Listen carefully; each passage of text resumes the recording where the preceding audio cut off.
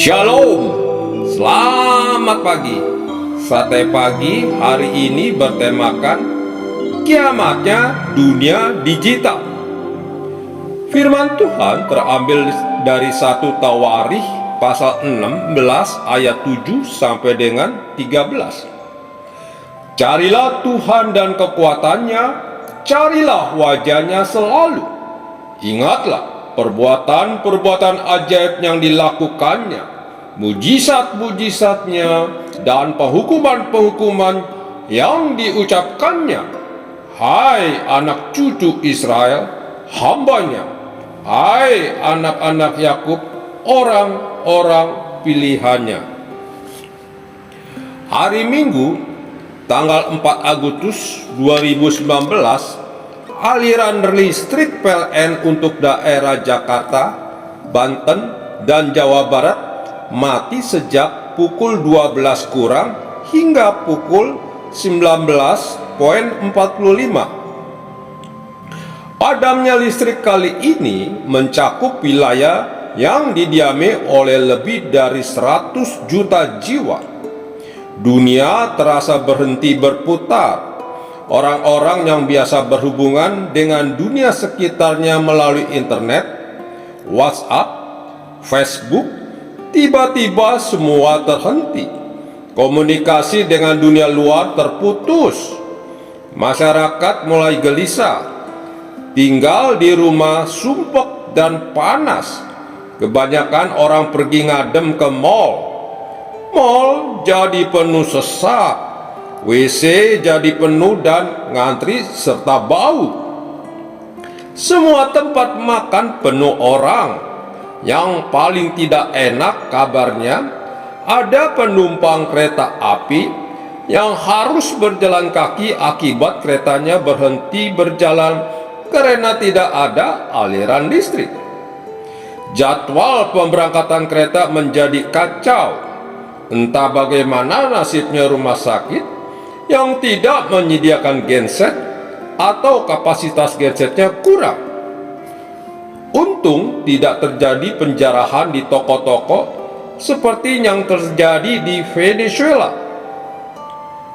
Hal yang sama juga pernah menimpa Jepang ketika gempa bumi dengan kekuatan 6.6 SR mengguncang Hokkaido, Jepang pada tanggal 6 September 2018. Memicu pemadaman listrik skala besar.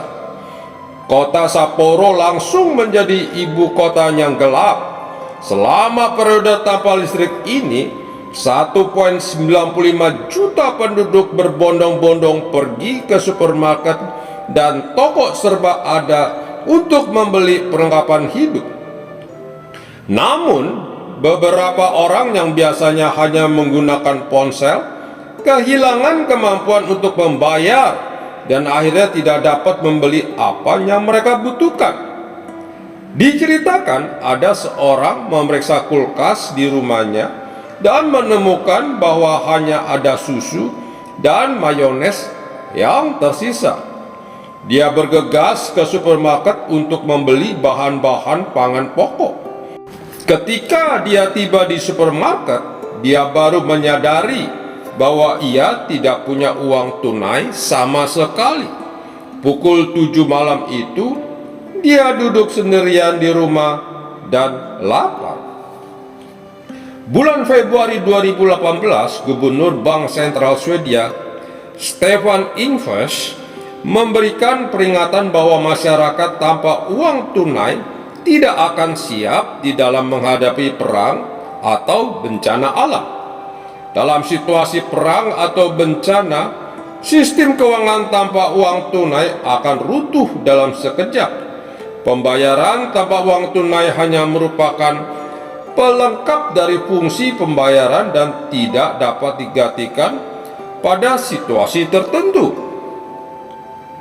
Pemadam listrik karena bencana tertentu dan gempa bumi telah memberikan pelajaran yang berharga kepada kita. Ada hal-hal yang dianggap kuno dan ketinggalan zaman, namun sebenarnya ia berharga dan tak tergantikan.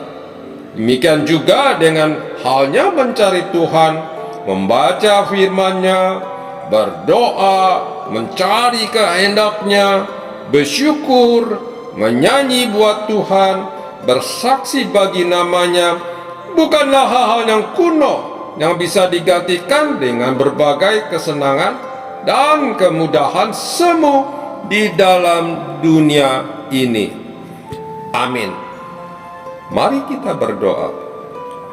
Bapa Surgawi, tolonglah kami agar tidak larut di dalam kesenangan dan kemudahan dunia modern ini, tetapi biarlah kami tetap bertaut kepadamu. Di dalam nama Tuhan Yesus kami berdoa. Amin.